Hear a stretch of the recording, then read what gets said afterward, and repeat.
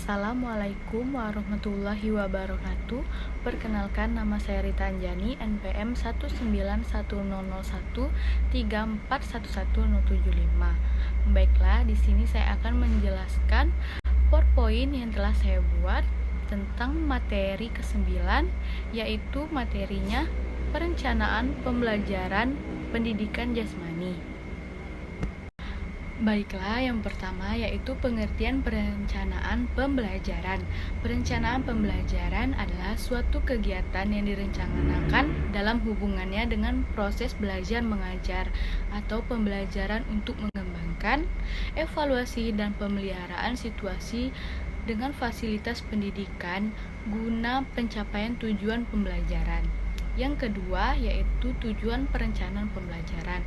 Tujuan perencanaan pembelajaran adalah menguasai sepenuhnya bahan dan materi ajar, metode dan penggunaan alat dan perlengkapan pembelajaran, menyampaikan kurikulum atas dasar bahasan dan mengelola alokasi waktu yang tersedia dan membelajarkan siswa sesuai yang diprogramkan. Yang ketiga yaitu tentang konsep perencanaan pembelajaran. Konsep perencanaan pembelajaran dapat dilihat dari berbagai sudut pandang, yaitu 1. Perencanaan pengajaran sebagai teknologi, 2. Perencanaan pengajaran sebagai suatu sistem, 3. Perencanaan pengajaran sebagai sains, 4. Perencanaan pengajaran sebagai sebuah proses, dan 5. Perencanaan pengajaran sebagai sebuah realitas. Dengan mengacu kepada berbagai sudut pandang tersebut, maka perencanaan program pengajaran harus sesuai dengan konsep pendidikan dan pengajaran yang dianut dalam kurikulum. Yang keempat yaitu manfaat perencanaan pembelajaran.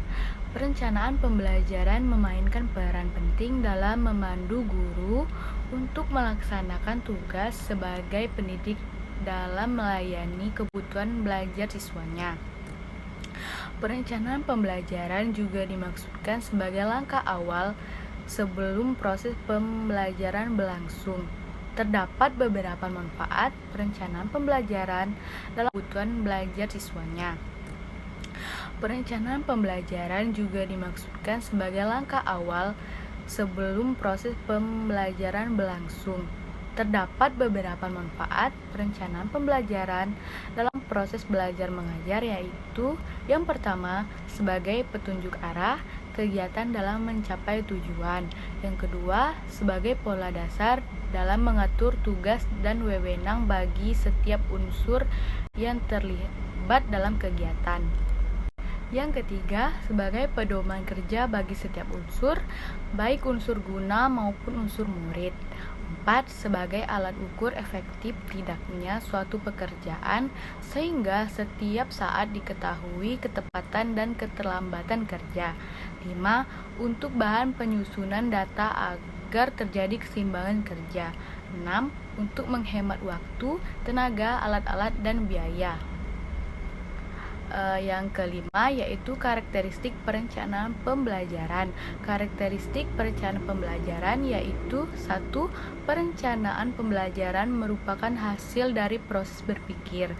2. Perencanaan pembelajaran disusun untuk mengubah perilaku siswa sesuai dengan tujuan yang ingin tercapai. Yang ketiga, perencanaan pembelajaran berisi tentang rangkaian kegiatan yang harus dilaksanakan untuk mencapai tujuan. Baiklah, selanjutnya yaitu pengertian pendidikan jasmani. Pendidikan jasmani adalah salah satu pelajaran di sekolah yang merupakan media pendorong perkembangan keterampilan motorik, kemampuan fisik, pengetahuan sikap sportivitas, pembiasaan pola hidup sehat, dan pembentukan karakter, mental, emosional, spiritual, dan sosial dalam rangka mencapai tujuan sistem pendidikan nasional. Sedangkan pendidikan jasmani, olahraga, dan kesehatan merupakan salah satu ajar yang diberikan di suatu jenjang sekolah tertentu yang merupakan salah satu bagian dari pendidikan keseluruhan yang mengutamakan aktivitas jasmani dan pembinaan hidup sehat untuk bertumbuh dan perkembangan jasmani, mental, sosial, dan emosional yang serasi. selaras dan seimbang. Itu menurut Depdiknas tahun 2006. Olahraga bersifat netral dan umum, tidak digunakan dalam pengertian olahraga kompetitif karena pengertiannya bukan hanya sebagai himpunan aktivitas fisik yang resmi, terorganisasi atau formal, dan tidak resmi atau informal. Pendidikan jasmani pada dasarnya bersifat universal, berakar pada pandangan klasik tentang kesatuan erat antara body and mind. Pendidikan jasmani adalah bagian integral dari pendidikan melalui aktivitas jasmani yang bertujuan untuk meningkatkan individu secara organik, neuromuskuler, intelektual, dan emosional. Selanjutnya, perumusan materi dalam pembelajaran Penjas. Untuk memudahkan penetapan materi pembelajaran dapat diacu dari indikator. Peserta didik dapat menyebutkan ciri-ciri kehidupan materi pembelajarannya, ciri-ciri kehidupan, nutrisi, bergerak, berproduksi, transportasi, regulasi, iritabilitas, bernafas, dan ekresi. Terdapat 4 hal yang menjadi urusan strategi pengelolaan pembelajaran, yaitu yang pertama yaitu penjadwalan penggunaan strategi pembelajaran, yang kedua pembuatan catatan kemajuan belajar, yang ketiga pengelolaan motivasional, yang keempat kontrol belajar. Selanjutnya, pemilihan metode dalam pembelajaran Penjas. Metode dapat diartikan benar-benar sebagai metode, tetapi dapat pula diartikan sebagai model atau pendekatan pembelajaran, bergantung pada karakteristik pendekatan atau strategi yang dipilih. Karena itu, pendekatan pembelajaran dan metode yang diintegrasikan dalam satu kegiatan pembelajaran peserta didik. Yang pertama, pendekatan pembelajaran yang digunakan, misalnya pendekatan proses, pembelajaran langsung, pemecahan masalah, dan sebagainya.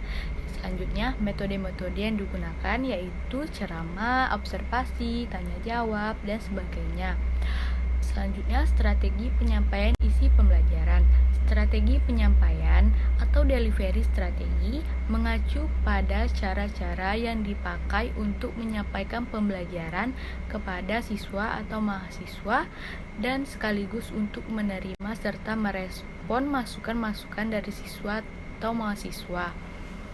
Secara lengkap, ada 3 komponen yang perlu diperhatikan dalam mengekspresikan strategi penyampaian, yaitu yang pertama yaitu interaksi media pembelajaran, yang kedua siswa atau mahasiswa dengan media, yang ketiga bentuk atau struktur belajar mengajar.